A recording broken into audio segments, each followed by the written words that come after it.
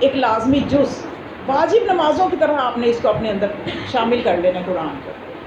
تو خدا نے قرآن کے نزول کے لیے ماہ رمضان کا انتخاب کیا، اور کیا ہے یہ قرآن کیا ہے؟ ھدی للناس، یہ لوگوں کی ہدایت کے لیے ہے، اور امام کی خلقت کا مقصد لوگوں کی ہدایت ہے۔ اور آج کا امام کون ہے؟ حجت خدا کون ہے؟ امام زمان علیہ السلام، روح بار واہ العالمین لقراب مقدمہ الفدا۔ یہ آج کا جو خلیفہ زمین پہ کون ہے اللہ کا اس وقت؟ امام زمان علیہ السلام۔ تو اس لیے آپ نے یعنی اپنی تمام جو مہینہ ہے اس میں جتنے بھی نیک اعمال کرنے ہیں ان سب کا آغاز بھی امام کے نام سے کریں، اور ان اعمال کا اختتام بھی امام کے نام سے کریں۔ کیا کریں؟ آپ دعائے سلامتی امام پڑھ لیں، یعنی قرآن کھولنے لگی ہیں دعائے سلامتی امام پڑھیں، قرآن بند کیا ہے جتنا بھی پڑھا ہے ہدیہ امام زمان کریں۔ کیوں میں آپ کو یہ پیغام دے رہی ہوں کہ امام کو کیوں ہر نیکی کے وقت اس مہینے میں یاد رکھنا، کیوں یاد رکھنا ہے؟ اس لیے یاد رکھنا ہے کہ اس مہینے کی ایجاد کا مقصد ہی امام کے ظہور کی تیاری ہے۔ یہ ایک بہت اہم پیغام ہے کہ خدا نے کیوں ایک مہینہ ایسا بنایا۔ 12 مہینوں میں سے سوچا کرے، فکر کیا کریں، کیونکہ ایک لمحے کی فکر کئی سالوں کی عبادت سے افضل ہے۔ ہر چیز پہ سوچا کریں، فکر کیا کریں، فکر کریں کہ اللہ نے ایک مہینہ ایسا کیوں بنایا کہ جس میں اس نے سانس لینا بھی تسبیح قرار دے دیا، جس میں سونا عبادت کر دیا، جس میں ایک آیت کو پڑھنا پورے قرآن کے پڑھنے کا ثواب کر دیا۔ کیا مقصد ہے اللہ کا ان سب کے پیچھے؟ کیا مقصد ہے؟ مقصد ہمیں دعاؤں میں نظر آئے گا، مقصد ہمیں قرآن میں نظر آئے گا۔ اس سے بہتر ہمیں کون بتائے گا کہ آخر اللہ کا کیا مقصد تھا کہ اللہ نے ایک ایسا مہینہ عنایت کیا اپنی امت کو؟ تو اس کا مقصد ہمیں یا قرآن بتائے گا یا روایات بتائیں گی، ٹھیک ہے؟ تو ان سے بڑھ کے اور کون ہمیں بتا سکتا ہے؟ اگر ہم روایات میں دیکھیں تو ہمیں پتہ چلے گا کہ وہ مقصد صرف اور صرف ظہور کی تیاری ہے۔ وہ کیسے؟ کہ آپ ماہ رمضان کے اعمال پہ غور کریں کہ اس میں ایک دعا ہے، دعائے افتتاح، جس کو کہ ایک شب بھی آپ نے اس سے غفلت نہیں کرنی، اس کو پڑھنا ہے۔ سب کو پتہ ہے نا دعائے افتتاح؟ دعائے افتتاح اگر آپ ماہ رمضان کے اعمال کتابوں میں جہاں لکھے ہوئے وہاں دیکھیں گے، مفاتی میں دیکھیں گے، مفاتی میں تو ضرور یہ دعا ہے، اس کے علاوہ بھی کتابوں میں سرچ کریں، آپ مشکل نہیں ہے سرچ کرنا، آپ کو یہ دعا ملے گی، دعائے افتتاح۔ اس دعا کے بارے میں معصومین کی تاکید ملے گی کہ اس دعا کو ہر رات پڑھنا ہے۔ ہر رات کیوں پڑھنا ہے؟ کیونکہ اس دعا کے ترجمے کو آپ نے دیکھنا ہے۔ اس میں جہاں پہ معصومین، یہاں پہ کیا ہوتا ہے کہ پہلے خدا کی حمد و ثنا ہے، اس کے بعد محمد و آل محمد کے فضائل ہیں، درود ہے محمد و آل محمد پہ، اس کے بعد جو ہے عقیدے کا ذکر ہے۔ تو یہ سارا چیزیں مختصر ذکر ہیں، اور وہ جو ایک لمبا حصہ ہے نا اس دعا کا، وہ امام زمان علیہ السلام پہ، وہ امام علیہ السلام کے زمانے پہ ہے، امام علیہ السلام کی معرفت پہ ہے، امام علیہ السلام کے زمانہ جب آئے گا ان کی حکومت ہوگی، وہ کیسی حکومت ہوگی، وہ کتنا خوبصورت دور ہوگا، وہ آپ دعا کے جملے اگر آپ کہیں تو میں آپ کو اس وقت تھوڑے سے میں ہدیہ کر دیتی ہوں کہ آپ کی تھوڑی توجہ ہو جائے اس دعا کی طرف، جن کی ہے تو بہت اچھی بات ہے، جن کی نہیں ہے ان کی ہو جائے۔ صلوات پڑھیں۔ اہل بیت محمد صلوات۔ اللہم صلی علی محمد و آل محمد۔ ایک دفعہ پھر صلوات پڑھیں۔ اللہم صلی علی محمد و آل محمد۔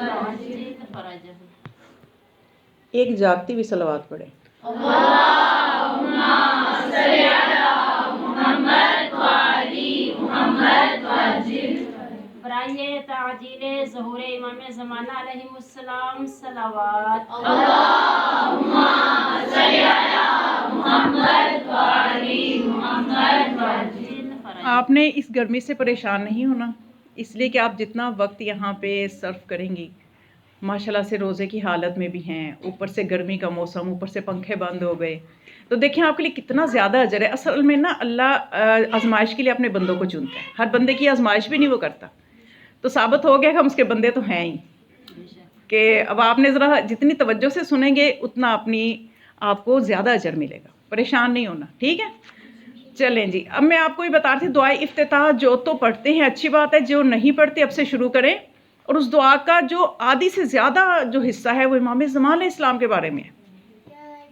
کیا اس میں فرمایا؟ اس میں یہ دعا جو ہے امام زمان علیہ السلام سے مروی ہے، ہمارے امام سے مروی ہے. اور امام فرماتے ہیں کہ جہاں پہ ہے نا کہ اے خدا رحمت نازل فرما ائمہ مسلمین پر، اور پھر تمام ائمہ کے نام ہیں، اور اس کے بعد فرماتے ہیں اور رحمت نازل فرما حضرت ہادی مہدی پر جو سب کے سب بندوں پر تیری حجت ہے اور شہروں میں تیرے امین ہیں. پھر فرماتے ہیں کہ اے خدا بے شمار صلوات جو ہمیشہ رہنے والی ہے، اور وہ رحمت نازل فرما اپنے ولی امر پر جو تیرے امر سے قیام کرنے والا ہے، اور جس سے امیدیں وابستہ ہیں، جس کی آمد کا انتظار ہے. انہیں اپنے ملائکہ مقربین کے حلقہ میں رکھ اور روح القدس کے ذریعہ ان کی تائید فرما. یہ سارا کچھ ہمیں دعائے افتتاح میں ملے گا. اور پھر اے عالمین کے پروردگار، انہیں اپنی کتاب کی طرف دعوت دینے والا، اپنے دین کے ساتھ قیام کرنے والا بنا دے. اپنی زمین میں ویسا ہی خلیفہ قرار دے جیسے تو نے ان سے پہلے والوں کو خلیفہ بنایا، اور اپنے اس دین کو غالب بنا دے جس کو تو نے ان کے لیے پسند کیا. ان کے خوف کو امن میں بدل دے تاکہ لوگ اس طرح عبادت کریں جس میں کسی طرح کا شرک نہ ہو. اب آج کل پتہ کیا ہو رہا ہے کہ عبادتوں میں ہی شک کیے جا رہے ہیں. فلاں جو ہے کسی چیز کو عبادت سمجھ کے کر رہا ہوتا ہے، دوسرا فتویٰ لگا دیتا ہے تم تو شرک کر رہے ہو. ایک بندہ ایک چیز کو عقیدتاً اچھے طریقے سے کر رہا ہوتا ہے، دوسرا آ کے فتویٰ لگا دیتا ہے بھئی لو جی یہ تو مشرک ہے، یہ تو کافر ہے، یہ تو شرک کر رہا ہے. تو ایسی خالص عبادت جس میں شرک نہ ہو، یہ کب میسر ہوگی؟ جب امام کا ظہور ہوگا. اور پھر فرماتے ہیں کہ خدایا انہیں عزت دے، یعنی امام زمان علیہ السلام کو ایسی عزت دے کہ ان کی مدد فرما، ان کے ذریعہ سے ہمارا بھی انتقام لے لے، اور انہیں عزیز ترین امداد عطا فرما، اور ان کی فتح کو آسان بنا دے. اپنے پاس سے ان کو اقتدار عطا فرما، اور خدایا ان کے ذریعے اپنے دین کو اور اپنے رسول کی سنت کو غالب کر دے تاکہ حق کی بات مخلوقات کے خوف سے چھپی نہ رہے. خدایا ہم تجھ سے سوال کرتے ہیں اس با عظمت حکومت جس سے اسلام اور اہل اسلام کو عزت ملے اور نفاق اور اہل نفاق کو ذلت ملے، ہمیں اس حکومت میں اپنی اطاعت کا طرفدار اور اپنے رستہ کا قائد بنا دے. یہ چند جملے میں آپ کو بتا رہی ہوں. میں نے عربی اس لیے نہیں پڑھی کہ لمبا ہو جائے گا، تاکہ مقصد آپ کو پتہ چل جائے کہ اور ابھی بہت لمبی ہے، ساری امام کی حکومت کے بارے میں ہے. یہ کس لیے ہمیں ہر رات یہ دعا پڑھنے کو کہا جا رہا ہے، اور کس لیے اس دعا پہ تاکید کی جا رہی ہے کہ اس میں امام زمان ولی امر کا ذکر ہے. یعنی یہ ماہ رمضان ہے، اس میں ولی امر کے بغیر آپ کی کوئی رات ان کے ذکر کے بغیر نہیں گزرنی چاہیے. اور پھر اس کے علاوہ دیکھیے کہ جو ماہ رمضان کا قلب ہے، ہر چیز کا ایک قلب ہوتا ہے نا، انسانوں کا بھی ایک قلب ہے. قلب کے بغیر تو انسان حرکت ہی نہیں کر سکتا، اس کی حرکت ختم ہو جائے دل کی تو انسان کیا ہے؟ مردہ ہے. تو ہر چیز کی ایک زندگی ہے، اور زندگی دل کی وجہ سے ہے، قلب کی وجہ سے ہے. ماہ رمضان کا جو قلب ہے وہ شب قدر ہے. اور جو شب قدر جو ہے 3 راتیں ہیں نا، جن میں سے ایک ہے. اب وہ کون سی ہے؟ اس میں معصومین فرماتے ہیں کہ زیادہ جو ہمیں تاکید ملتی ہے روایات میں کہ اس میں 23ویں کی طرف زیادہ اس میں ہے کہ جو 23ویں کی جو شب ہے اس کے بارے میں احتمال ہے کہ وہ شب قدر ہے. گرچہ حتماً کچھ نہیں ہمیں پتا، حتماً نہیں پتا، لیکن روایات سے جو اشارے ملتے ہیں نا وہ 23ویں شب کے حوالے سے ملتے ہیں. توجہ ہے؟ تو 23ویں شب جو ہے یہ امام علیہ السلام یعنی جو ہمیں اشارے ملتے ہیں کہ یہ شب قدر ہے. اور 23ویں کے اعمال بھی اگر آپ دیکھیں تو 23ویں کے جو اعمال ہیں، 23ویں شب کے اعمال، اس میں ایک دعا ہے جس کو بار بار پڑھنے کی تاکید ہے.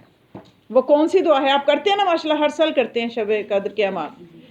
اللہم کل ولیک الحجت ابن الحسن، سلامتی امام زمان علیہ السلام کی دعا. معصومین فرماتے ہیں بار بار اس رات یہ دعا بار بار پڑھیں.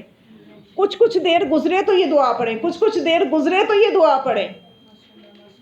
تو کیا سمجھ میں آتا ہے کہ اس مہینے کی ایجاد کا کیا مقصد ہے؟ اپنے امام سے رابطہ کرنا. یہ ہے وہ دلائل جو میں نے آپ کو روایات کی روشنی میں بتائی.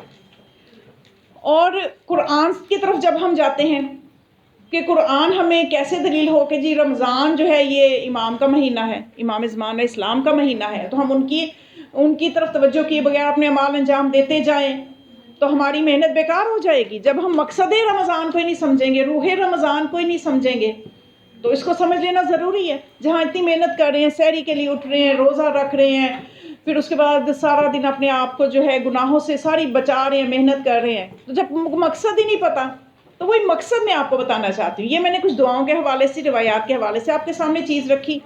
اور دوسری چیز، قرآن میں جب ہم دیکھتے ہیں تو خدا فرماتا ہے سورہ بقرہ 183 آیت میں، خدا فرماتا ہے یا ایھا الذین آمنوا کتب علیکم الصیام کما کتب علی الذین من قبلکم لعلکم تتقون، کہ اے لوگو تم پہ روزے فرض کیے گئے جس طرح تم سے پہلی قوموں پہ بھی فرض کیے گئے.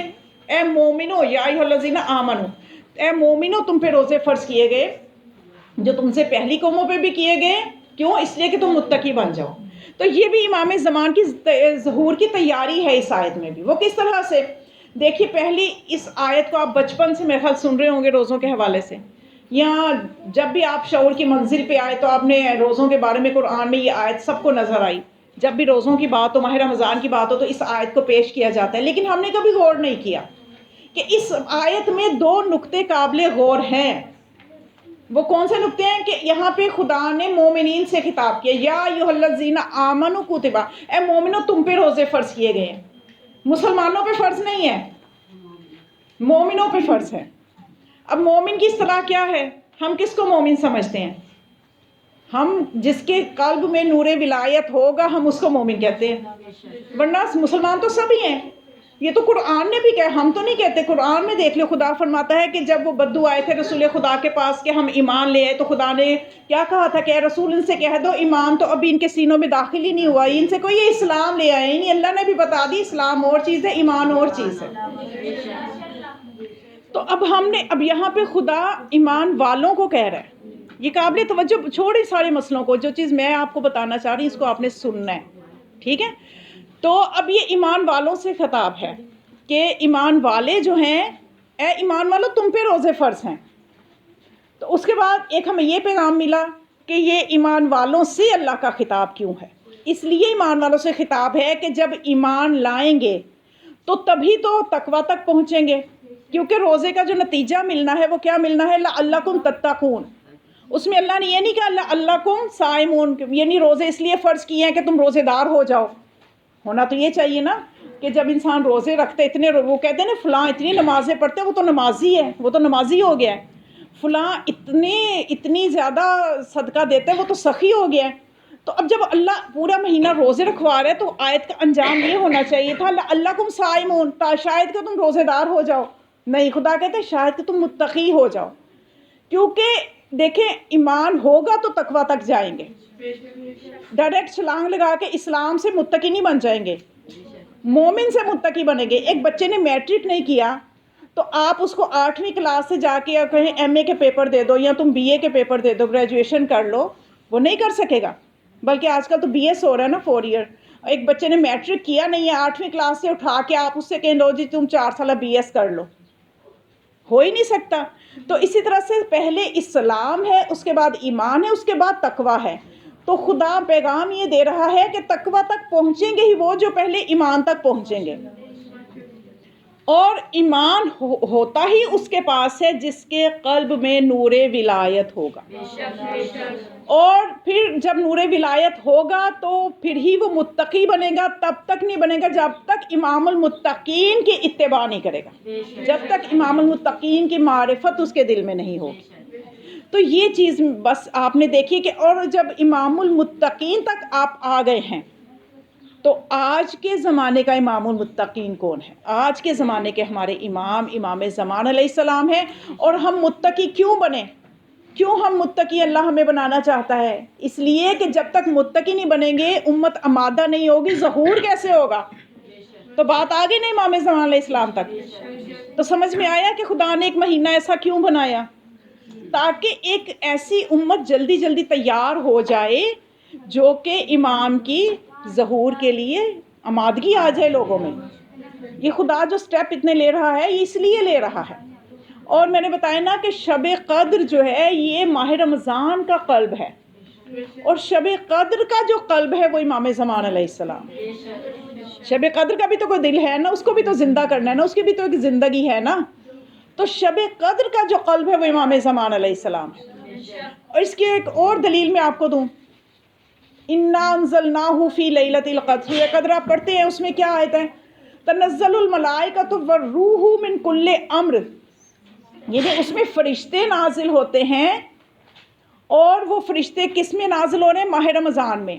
کس کے پاس آ رہے ہیں؟ امام زمان علیہ السلام کے پاس آ رہے ہیں. امام زمان علیہ السلام کے پاس وہ فرشتے آ رہے ہیں. تو کیا تعلق سمجھ میں آیا نا کہ ماہ رمضان، امام اور قرآن میں آیت موجود ہے، آیت ماہ رمضان میں آ رہی ہے، اور ماہ رمضان میں فرشتے جو آ رہے ہیں وہ آ رہے ہیں امام کے پاس آ رہے ہیں. تو یہ تعلق سمجھ میں آ رہا ہے آپ کے؟ صلوات پڑھیں.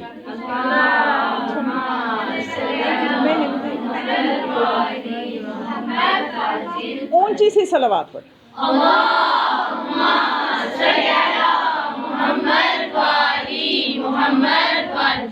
تیسویں کی شب کا امام زمان اسلام کے ساتھ گہرا تعلق ہے.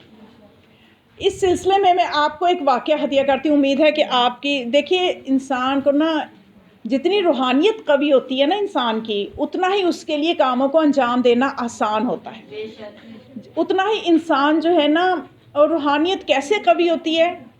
جتنا آپ کا دنیاوی خواہشات سے رابطہ کمزور ہوگا، روحانیت قوی ہوگی. اور جتنا انسان ہلکا ہوگا، اتنا ہی اس کے لیے دنیا بھی آسان ہے، آخرت بھی آسان ہے. مگر نہیں، خواہشات جو ہیں نا یہ انسان کو لے ڈوبتی ہیں، اس کی دنیا بھی اور اس کی آخرت بھی. جناب سلمان فارسی کا آپ نے سنا ہو، لیکن کبھی ہم اس پہلو سے باتیں سن لیتے ہیں لیکن اس پہلو سے ہم سوچتے نہیں ہیں کہ جب جناب سلمان فارسی کو مدائن کا گورنر بنایا تھا، تو جب آپ وہاں گئے تھے تو استقبال کے لیے پورا مدائن تھا کہ گورنر ہمارا آ رہا ہے. مدائن کے لوگ ایسے ہجوم لگا کے استقبال کے لیے کھڑے تھے، اور جناب سلمان فارسی اتنے سادگی کے ساتھ ان کے درمیان سے گزر کے چلے گئے، انہیں پتہ ہی نہیں کہ گورنر صاحب اندر سے نکل بھی گئے ہیں. تو بعد میں خود جناب سلمان فارسی نے لوگوں سے پوچھا، بھئی تم لوگ یہاں مجمع کیوں لگائے کھڑے ہو؟ انہوں نے کہا جی ہمارے گورنر نے آنا ہے. تو جناب سلمان نے کہا میں ہی تو ہوں وہ گورنر.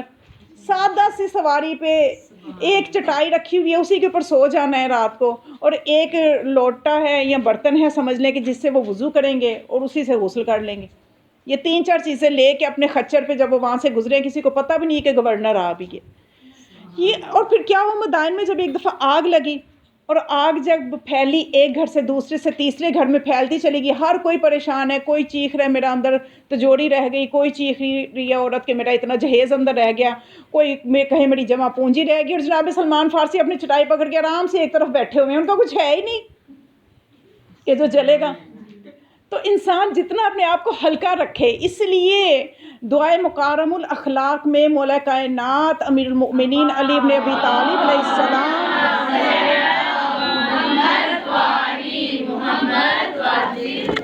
بہت خوبصورت حدیث ہے. یہ حدیث جو ہے یہ الکافی کے جلد 4 میں ہے. یہ والی جو میں حدیث آپ کو بتا رہی ہوں، یہ اس میں یعنی دعائے مکارم الاخلاق کے حوالے سے نہیں بتا رہی، کافی کی جلد 4 میں ہے، کہ جس میں یہ فرماتے ہیں ہمارے نبی اکرم صلی اللہ علیہ وآلہ وسلم قال لاصحابہ، انہوں نے اپنے صحابہ سے یہ فرمایا، انا اخبرکم بشیء، میں تمہیں ایک ایسی چیز کی خبر دیتا ہوں، وَإِن فَعَلْتُمُوهُ، اگر تم اس پہ عمل کر لو گے، تَبَاعَدَ الشَّيْطَانُ، کہ تمہارے اور شیطان کے درمیان اتنا فاصلہ ہو جائے گا، کما تباعد المشرق من المغرب، کہ جیسے مشرق اور مغرب کے درمیان فاصلہ ہے. تو وہ چیز کیا ہے؟ رسول خدا نے فرمایا کہ وہ چیز یہ ہے کہ الصوم، کہ تم روزہ رکھو. یعنی روزہ رکھنے سے شیطان اتنی دور چلا جائے گا کہ انسان کو خواہشات کون ڈالتا ہے؟ شیطان ہی تو ڈالتا ہے انسان کے اندر. خواہشات کی جو تمنا انسان کے اندر پیدا ہوتی ہے وہ شیطان، کیونکہ شیطان کو پتہ ہے کہ جب اس کو میں نے دنیا کی تمنا ڈال دی، اس نے ہر گناہ کر لینا، اور جب دنیا اس کے اندر سے نکل جائے گی تو یہ ہر نیکی کرے گا. یہی تو وہ چاہتا نہیں ہے کہ ہم نیکیاں کریں. تو اور پھر امام نے اسلام فرماتے ہیں دعائے مکارم الاخلاق میں، امام مولا کائنات علیہ السلام یہ فرماتے ہیں کہ رسول خدا نے یہ فرمایا کہ میں یعنی اس دعا میں آپ یہ فرماتے ہیں کہ انسان کو چاہیے کہ وہ ہلکا رہے. حدیث کا مفہوم یہ ہے، مولا علی نے یہ فرمایا کہ مجھ سے میں نے رسول خدا کو یہ فرماتے ہوئے سنا کہ مومن کو چاہیے کہ وہ اپنے آپ کو ہلکا رکھے. جتنا ہلکا ہوگا اتنا اس کے لیے آسانیاں ہوں گی، جتنا بھاری ہوگا اتنا اس کے لیے تکلیفیں ہوں گی. اب ہلکے اور بھاری سے یہ مراد نہ لیں کوئی موٹا ہوگا تو اس کے لیے تکلیفیں زیادہ ہیں، یا کوئی سمارٹ ہے تو اس کے لیے بڑی آسانی ہے. ویسے بھی سمارٹ لوگوں کے لیے تھوڑی سی آسانیاں بھی ہوتی ہی ہیں، اور تھوڑا جسم بھاری ہو جائے تو ہر کام ہی مشکل ہے، تو وہ بھی اس سینس میں بھی ٹھیک ہے. لیکن یہاں مولا کا مطلب کچھ اور ہے. مولا کیا بتانا چاہتے ہیں؟ مفہوم حدیث یہ ہے کہ جتنا مولا فرماتے ہیں کہ مجھ سے رسول خدا نے فرمایا یا علی میں تمہیں ایک ایسی چیز بتاؤں کہ اس کے اوپر اگر آپ عمل کر لو گے تو آپ کے لیے خیر ہی خیر ہے. یعنی بتا مولا کو رہے ہیں لیکن مقصد ہم تک پہنچانا ہے، اپنی امت تک پہنچانا ہے کہ، اور وہ یہ ہے کہ اپنے آپ کو ہلکا رکھو. مقصد یہ ہے کہ زندگی ایک سفر ہے، اور عالم سفر میں، مسافرت میں انسان کے پاس جتنا سامان کم ہو اس کے لیے سفر آسان ہے. جتنا سامان زیادہ ہم گھر سے لے کے زیارتوں کے لیے جب جاتے ہیں اتنے بڑے بکس تیار کر لیتے ہیں، اس میں کھانے کا سامان، اس میں جگہ جگہ رہنے کا سامان، اس میں پتہ نہیں کیا کچھ. پھر ہمارے لیے بھی مصیبت، دوسروں خود وہ گھسیٹے نہیں جاتے، اور پھر جب واپس آتے ہیں وہ مزید ڈبل ہو چکا ہوتا ہے، اس میں تحائف بھی ہیں، اب اس میں تبرکات بھی ہیں. تو یہ آنا جانا ہم نے اپنے لیے بھی اور دوسروں کے لیے بھی مشکل کر دیتے ہیں. تو زندگی بھی ایک سفر ہے، اس میں جتنا ہم ہلکا رکھیں گے اپنے آپ کو ہمارے لیے اتنا آسان ہے، اور جتنی خواہشات زیادہ ہوں گی اتنا ہی ہمارا جینا مشکل ہو جائے گا. مسجد کوفہ میں مولا کائنات کے پاس میاں بیوی آئے، جھگڑ رہے تھے، آپس میں لڑ رہے تھے. میاں بیوی کس بات پہ لڑ رہے تھے؟ ان کا مقدمہ کیا تھا؟ مقدمہ یہ تھا، بیوی کہہ رہی تھی کہ یہ خرچے نہیں پورے کرتا، میرے گھر کے خرچے پورے نہیں ہو رہے. یہ تو آج کی ہر عورت کا مسئلہ ہے. اور وہ شخص تھا پھر وہ کہتا تھا کہ نہیں یا علی، میں ایک صاحب حیثیت انسان ہوں، میں اچھا خاصا پیسہ گھر میں دیتا ہوں، پھر بھی یہ خوش نہیں ہوتی. تو وہ عورت کہتی تھی کہ ٹھیک ہے یہ پیسہ واقعی بہت دیتا ہے لیکن خرچے پورے نہیں ہوتے، میں کیا کروں. وہ اس بات پہ لڑ رہی تھی. پھر مولا نے اس عورت کو سمجھایا کہ اپنی، بہت قیمتی جملہ ہے یہ مولا کا، اور بہت سے مسائل کا حل ہے اس میں. مولا نے فرمایا اس عورت کو مسکرائے اور اس عورت کو فرمایا کہ دیکھو اپنی خواہشات کو ضروریات کے تابع کرو، یعنی اتنی ہی خواہش رکھو جتنی ضرورت ہے. ہر ضرورت کو خواہش نہ بنا لو، مقصد یہ ہے. یعنی ہر جو خواہش ہے اس کو ضرورت نہ بنا لو کہ ہر خواہش کو یہ کہو کہ یہ میری ضرورت ہی ہے. یعنی اب میں جیسے یہاں آنا ہے، میں نے 15 دن کے بعد آنا ہے، میں کہوں ہر 15 دن کے بعد میرے پاس ایک نیا بیگ ہونا چاہیے کہ نہیں جی یہ تو میری ضرورت ہے. حالانکہ یہ خواہش ہے. جب پہلے بیگ کو کچھ نہیں ہوا، میں چاہے 10 سال ہوں میں یہی بیگ لے آؤں گی جب تک کہ یہ ٹوٹے گا نہیں. توجہ کیا آپ نے؟ ان چیزوں نے ہمیں کوئی فائدہ نہیں دینا. انہوں نے ہمیں دنیا میں بھی مصیبت ڈال کے رکھنی ہے، آخرت میں بھی ہم نے جواب دینا پھر ایک ایک چیز کا. کبھی اسراف کے کھاتے میں جائیں گے، کبھی کسی کھاتے میں جا کے تو ہم نے جواب بھی دینا ہے، پھر مسائل ہو جائیں گے. تو یہ چیز ہے کہ مولا فرماتے ہیں کہ اپنی خواہشات کو ضروریات کے تابع کر لو. کیوں؟ پھر مولا نے وضاحت فرمائی. مولا نے فرمایا اس لیے کہ ضرورت غریب کی بھی، فقیر کی بھی پوری ہو جاتی ہے، لیکن خواہش بادشاہوں کی بھی رہ جاتی ہے. بادشاہ 10 ملک فتح کر کے بھی کہتے ہیں ہم نے 11ویں ملک کو بھی فتح کرنا ہے. خواہشات بادشاہ کے بھی مولا فرماتے پوری نہیں ہوتی، اور ضروریات تو فقیر کی بھی پوری ہو جاتی ہیں. تو اب وہ جب خوش ہوگی وہ خاتون کہ چلو اتنا اچھا مجھے ایک درس مل گیا ہے، تو جانے لگی تو مڑ کے کہتی ہے مولا پتہ کیسے چلے کہ خواہش کیا ہے اور ضرورت کیا ہے؟ تو پھر مولا نے فرمایا جس چیز کی تمہیں گھر میں ضرورت محسوس ہو وہ تمہاری ضرورت ہے، جس چیز کو تم بازار میں جا کے سوچو وہ تمہاری خواہش ہے. یعنی جیسے میں گھر سے 1000 روپیہ لے کے جا رہی ہوں بازار میں کہ مجھے یہ برتن چاہیے، بازار جاؤں گی تو جا کے مجھے لگے گا مجھے یہ بھی چاہیے، مجھے تو وہ بھی چاہیے، تو میں وہ جو گھر میں دوسری چیزوں کے پیسے میں نے بیگ میں رکھے ہوں گے وہ بھی میں بازار میں ہی لگاؤں گی، اور پھر تو اخراجات پورے نہیں ہوں گے.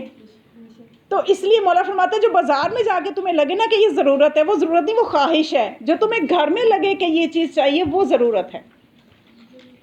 تو انسان جو ہے یہ جو حب دنیا ہے یہ انسان کو سب سے زیادہ جو ہے وہ یہ رکاوٹ ہے انسان کے لیے کہ آگے نہیں بڑھنے دیتے. ہمیں اس چیز کو اپنے اندر سے نکالنا ہے. ان چیزوں سے نکل کے خدا نے ہمیں اتنا دیکھیں انسان کو، اللہ کی مخلوق جو ہے اشرف المخلوقات ہے، تو خدا نے کیا اس مقصد کے لیے پیدا کیا کہ دنیا میں آ کے ہم صرف انہی سوچوں میں گم ہو جائیں. اچھا میرے پاس فلاں جگہ وہ سوٹ پہن گئی تھی اب دوبارہ نہیں پہن کے جانا، بس انہی چیزوں میں ملٹی پلائی کرتے کرتے پلس مائنس کرتے کرتے زندگی میں بوڑھے ہو جائیں. خدا نے اس لیے تو زندگی نہیں دی. آپ اس عرفہ و عالم مقصد کو سوچیں جس کے لیے اللہ نے آپ کو پیدا کیا ہے، جس کے لیے پوچھا جانا ہے. اس چیز سے نہیں اللہ نے پوچھنا ایک سوٹ کو کتنی جگہ پہن کے گئی تھی. ایک بیگ کو کتنی جگہ لے کے گئی تھی، یہ نہیں پوچھنا اللہ نے، یہ پوچھنا جس چیز کے لیے پیدا کیا تھا اس کو سمجھا یا اس کے لیے کچھ کام کیا کہ نہیں کیا، یہ اصل چیز ہے۔ اور ماہ رمضان المبارک جو ہے اس کا مقصد ہی امام کے ساتھ ہمارا رابطہ گہرا ہونا چاہیے، اور وہ تب گہرا ہوگا جب ہم دنیا کو پیچھے کر کے سوچیں گے، ہم یہ اپنی قیمتی سوچ، قیمتی عقل، قیمتی صلاحیتیں اور توانائیاں جو اللہ نے ہمیں دی ہیں، ہم نے انہی چیزوں میں خرچ کرنی ہے جن کے لیے دی ہیں، ورنہ یہ سوئے استعمال ہو جائے گا کہ دی کسی کام کے لیے، ہم خرچ کہیں پہ کر رہے ہیں۔ تو ماہ رمضان کا جو قلب ہے وہ شب قدر ہے، شب قدر کا جو قلب ہے وہ امام زمان علیہ السلام۔ صلوات پڑھیں امام کی۔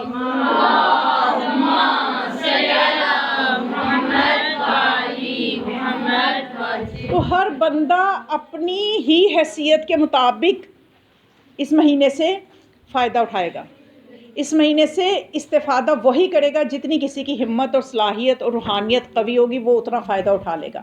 اور بالکل اسی طرح سے کہ جیسے 23ویں کی شب جو ہے اب آئے گی، میں اس لیے آپ کو پہلے سے بتا رہی ہوں کہ یہ وہ شب آ رہی ہے کہ جس کا قلب امام زمان علیہ السلام ہے۔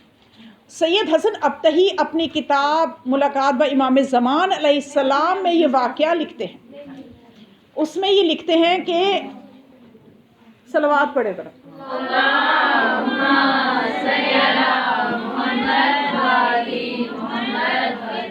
اس میں یہ واقعہ لکھتے ہیں کہ وہ سید حسن ابتہی ایک بہت بڑے عارف تھے۔ کیا تھے؟ عارف۔ بہت بڑے، ان کا نام عارف نہیں تھا، عارف یعنی وہ عرفان کی بلند منزل پہ تھے، اور ان کی امام زمان علیہ السلام سے کئی ملاقاتیں ہو چکی تھی، اور وہ اپنی کتاب، انہوں نے امام علیہ السلام کے بارے میں بہت سی کتابیں لکھی ہیں۔ پرواز روح ان کی ایک بہترین عرفانیات پہ کتاب ہے، پھر ان کی کتاب ملاقات با امام زمان علیہ السلام، اس میں انہوں نے بہت سے واقعات لکھے ہیں، جو کچھ ایسے واقعات لکھے ہیں جن کا انہوں نے خود مشاہدہ کیا ہے۔ وہ بتاتے ہیں یہ کوئی زیادہ قدیم واقعہ نہیں ہے، 40 سال پہلے کا یہ واقعہ ہے جو انہوں نے اس کتاب میں لکھا ہے، کہ یعنی جس وقت انہوں نے یہ واقعہ لکھا اس سے 40 سال پہلے کا یہ واقعہ ہے، یعنی آج سے، یعنی اس میں جو ہجری کی جو تاریخ لکھی ہوئی ہے نا وہ 1443 جا رہی ہے نا، تو وہ اس میں لکھی ہوئی ہے 1403، تو یہ اب سے 40 سال پرانا واقعہ، بہت پرانا تو نہیں ہے۔ تو اس وقت کی بات ہے، وہ کہتے ہیں کہ ایک جگہ ایک دوست کے گھر 23ویں کے اعمال تھے، 23ویں کے اعمال تھے، تو کہتے ہیں کہ وہاں پہ یہ وہ جگہ تھی کہ جہاں پہ پہلے بہت سے لوگوں نے امام زمان علیہ السلام کی زیارت کی تھی، 23ویں کی شب جب اعمال کیے تھے تو امام کی زیارت کی تھی۔ تو کہتے ہیں کہ اس سال یہ ہوا کہ 1403 میں وہاں پہ گیا، اور وہاں پہ وہی ہجوم کافی تھا لوگوں کا، اور اسی طرح سے میں نے وہاں پہ شب قدر کے معانی بتانا شروع کر دیے لوگوں کو، تقریباً 1 گھنٹہ وہ کہتے ہیں کہ میں لوگوں کو شب قدر کے معانی بتاتا رہا، اس رات کی معرفت کرواتا رہا، اور پھر لوگوں کو یہ بتاتا رہا کہ اس شب میں وہی لوگ کامیاب ہوں گے، وہی لوگ امام کی زیارت کریں گے جن کے دل میں ان کے اجداد کے دشمنوں سے جتنی زیادہ نفرت ہوگی، کیونکہ بہت ضروری ہے نفرت کرنا بھی۔ تبرہ اور تولا یہ مومن کے 2 پر ہیں، اگر ہم صرف تولا کرتے رہیں، تبرہ نہ کریں، تو ایک پر سے پرواز کوئی بھی نہیں کر سکتا۔ تو مومن نے اگر پرواز کرنی ہے تو تولا کے ساتھ تبرہ کو بھی اپنی زندگی میں لائے۔ ہمارے معصومین کی روایات میں ہمیں ملتا ہے کہ قنوت میں وہ اپنے اجداد کے دشمنوں پہ اور اپنے دشمنوں پہ لعنت کیا کرتے تھے۔ خود امام زمان علیہ السلام کا جو قنوت ہمیں ملتا ہے اس میں آپ لعنت کیا کرتے ہیں، آج بھی کرتے ہیں یقیناً۔ تو اب یہ کہتے ہیں کہ نا اس میں لوگوں کو معانی بتا رہا تھا کہ وہ تقریر کرتے کرتے وہاں پہ ماحول ایسا بن گیا لوگوں کے درمیان کہ اتنی ان کے اندر ایک تڑپ پیدا ہو گئی امام کے دیدار کی کہ ہر کوئی کئی 100 مرتبہ یہ کہہ چکا تھا یا صاحب الزمان، یا صاحب الزمان، یا امام العصر، اپنی جو بھی کسی کی سمجھ میں آ رہا تھا وہ امام کو پکار رہا تھا، یعنی ماحول ایسا بن گیا تھا۔ اور وہاں پہ ایک شخص جو کہ انتظام کرنے کے لیے بیٹھا ہوا تھا، لوگوں کو منظم کرنے کے لیے اس کو وہاں کرسی پہ بٹھایا ہوا تھا، وہ لوگوں کو بار بار یہ کہہ رہا تھا کہ آپ اپنے آپ پہ قابو رکھیں، لیکن اسی کی سننی کوئی نہیں رہا تھا۔ تو جب اس نے دیکھا حالات یہاں تک پہنچے ہیں کہ کوئی میری سن ہی نہیں رہا، تو اس نے پھر کہا کہ آپ کو خدا کا واسطہ جس کو بھی امام کی خدمت میں حاضر ہونے کا شرف حاصل ہو وہ میرا سلام پہنچا دے، یعنی وہ بھی انہی لوگوں میں شامل ہو گیا، اور سب نے امام کے لیے دل میں ان کے بے چینی پیدا ہو گئی کہ آج کی شب اور ہم امام کی زیارت نہ کر سکیں۔ تو اس میں پھر ہوا یہ کہ وہ کہتے ہیں کہ 90% لوگ جو اس مجمع میں تھے انہوں نے ایک ایسی نشاط آور خوشبو سونگھی کہ وہ خوشبو بعد تک سونگتے رہے. یعنی وہ ماحول وہ دن گزر بھی گیا لیکن وہ خوشبو ان کے مسام سے ان کی مشام میں ایسے بس گئی کہ انہوں نے خوشبو کا مشاہدہ کیا. ایک خوشبو سونگھی جو کہ بہت ہی دل فریب تھی کہ دنیا کی کسی خوشبو سے تشبیہ نہیں دی جا سکتی. اور 50% لوگ ایسے تھے کہ جنہوں نے ایک نور دیکھا جو گھر کے دروازے اور کمرے کو منور کیے ہوئے تھا. اور بعض لوگ جو تھے کوئی 20% کے قریب اتنے لوگ تھے جنہوں نے اپنے پہلو میں ایک خوبصورت جوان کو دیکھا جو انہیں بخشش کی امیدیں دلا رہا تھا کہ تم بخشے جاؤ گے بخشے جاؤ. اور ایک آدمی ایسا تھا کہ اس نے کہا کہ میرے سامنے سے تو حجابات برطرف ہو گئے. یعنی وہ تقویٰ کے اس منزل پہ تھا. اس نے بتائی بعد میں سب نے اپنا بتایا نا جب وہ ماحول ختم ہوا کہ میرے سامنے سے کہتے تمام پردے ہٹ گئے اور مجھے شب قدر کے معانی سمجھ میں آ گئے کہ یہ جو شب قدر ہم دعا پڑھتے ہیں اور ہر روز اس دعا کو پڑھنے کی تلقین ہے کہ اے خدا اگر میرا نام شقیوں میں لکھا ہے تو سعادت مندوں میں لکھ دے. شقی سے ہٹا دے, اس لسٹ سے نکال دے اور سعادت مندوں کی لسٹ میں ڈال دے.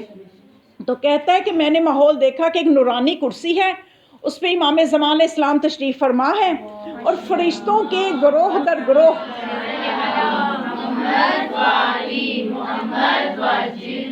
فرشتے گروہ در گروہ وہاں پہ اتر رہے ہیں اور آ کے امام کو سلام پیش کر رہے ہیں اور ان کے ہاتھ میں صفحات ہیں, اس پہ اعمال نامے لکھے ہوئے ہیں. تو کہتا ہے کہ میں نے دیکھا میرا اعمال نامہ بھی ایک فرشتے کے ہاتھ میں تھا اور میں پریشان ہو گیا کہ میں تو بس گیا, کیونکہ اپنے حالات سب کو پتہ ہوتے ہیں.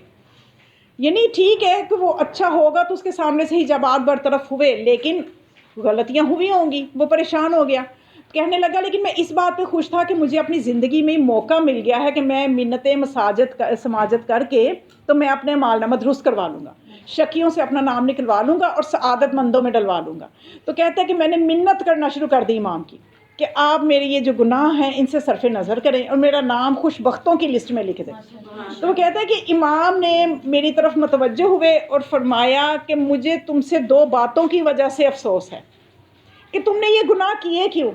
ایک تو تم اپنے آپ کو ہمارا کہتے ہو کہ ہم امام مہدی کے چاہنے والے ہیں, ہمارا امام زندہ ہے, ہمارا امام ہمارے درمیان موجود ہے. ایک طرف تم میرا ہونے کا دعویٰ کرتے ہو, دوسری طرف گناہ کرتے ہو. ایک تو تم سے یہ شکایت ہے, دوسری شکایت یہ ہے کہ تم سید ہوتے ہوئے ہماری نسل سے ہوتے ہوئے تم گناہ کرتے ہو. اب یہ جو سادات بچی ہیں وہ ذرا زیادہ کان کھڑے کر کے سن لیں کہ یعنی ان سے پھر دوہرا شکوہ ہے, ڈبل شکوہ ہے امام کا. وہ ڈبل اذیت دے رہے ہیں. یعنی ایک تو ہم سید بھی ہوں امام کے اور یہ بھی کہیں جی ہم امام کے چاہنے والے ہیں, ہم امام مہدی کے ماننے والے ہیں, اور اوپر سے ہم جھوٹ بولیں, غیبت کریں, تہمت, بہتان, نہ بڑوں کا احترام نہ چھوٹوں پہ شفقت. یہ سب چیزیں کہاں جائیں گی, کیسے جواب دیں گے؟ ایک دن تو امام کے محضر میں ہم نے حاضر ہونا ہے, خدا کے محضر میں ہم نے حاضر ہونا ہے. تو اب امام اسلام نے جب یہ 2 چیزیں اس سے کہیں وہ بہت شرمندہ ہوا, کہنے لگا مولا اب معاف کر دیں, اب کے بعد کوئی گناہ نہیں کروں گا, سچی توبہ کروں گا. مولا نے فرمایا سچی توبہ کرتا ہے تو ٹھیک ہے. اس نے سچی توبہ کی تو کہتا ہے کہ اس کے بعد جب میں نے لسٹ دیکھی جو سعادت مندوں کی لسٹ تھی 3 نمبر پہ میرا نام بھی تھا. تو کہتا ہے میں خوش ہو گیا, اور سب سے اوپر اس شخص کا نام تھا جس نے خلوص کے ساتھ مجلس پڑھی تھی. یعنی فیسیں طے نہیں کی تھیں. جو فیسیں طے کر کے پڑھتے ہیں نا وہ منظور نظر نہیں ہوتے. آپ نے بھی اس میدان سے نکلنا ہے, آپ نے خلوص کے ساتھ خدمت کرنی ہے اس در کی, خلوص کے ساتھ خدمت. کچھ ملے نہ ملے, شہرت ملے نہ ملے, پیسہ ملے نہ ملے, یہ سب یہیں رہ جانا ہے. آپ نے جو 7 چیزیں کام آنی جو امام کے سامنے ہم فخر کر سکے کہ مولا آپ کے در سے پڑھی تھی اور بے لوث خدمت کی ہے. ہاں کوئی محبت سے خود دے, اس کی محبت کو بھی نہ ٹھکرائیں, خوشی سے قبول کریں, لیکن طے نہ کریں, خود سے ڈیسائیڈ نہ کریں میں تو اتنا ہی لوں گی اس عشرے کا, میں تو اتنا ہی. دینے والوں کو بھی خیال ہونا چاہیے, ان کو بھی پتہ ہونا چاہیے کہ ہم یعنی اتنی کو محنت کر رہے ہیں. تو بہرحال یہ ایک الگ بحث ہے, کبھی اس پہ بات کریں گے. تو اب یہاں پہ میں آپ کو بتانا ہی چاہتی ہوں جس نے خلوص کے ساتھ مجلس پڑھی تھی اس کا نام سب سے اوپر تھا, اور ایک شخص جو تھا اس نے کچھ بھی مشاہدہ نہیں کیا تھا. جب سب نے بات, وہ ایک فقط اس محفل میں شخص تھا, وہ کہتے ہیں مجھے تو کچھ بھی نہ کوئی خوشبو سونگھی, نہ کوئی نور نظر آیا, نہ میں نے کچھ اور محسوس کیا. وہ بہت رویا اپنی بدبختی پہ، اتنا رویا کہ پھر اس نے اتنی توبہ کی. امام علیہ السلام کریم ہیں، وہ تو کریم ابن کریم ہیں، تو وہ کہتا ہے کہ مجھے پھر 24 کی رات گزر کے جو ہے نا مجھے وہ تمام تجلیات میں نے مشاہدہ کی جو سب لوگوں نے کی تھی، میں اکیلے نے مشاہدہ کی جب اس نے سچی توبہ کر. تو آپ بھی ایسا ناممکن نہیں ہے. یہ کتابیں، یہ اتنے ہزاروں واقعات، یہ کوئی کہانیاں نہیں ہیں، یہ حقیقت ہے. آپ نے بھی اس شب کو پانا ہے، اس میں آپ نے کوشش کرنی ہے کہ ہم بھی اپنے امام سے اپنا رابطہ مضبوط کریں. بس یہ تو ایک پیغام تھا، ماہ رمضان، امام اور قرآن. اب اس کے بعد جو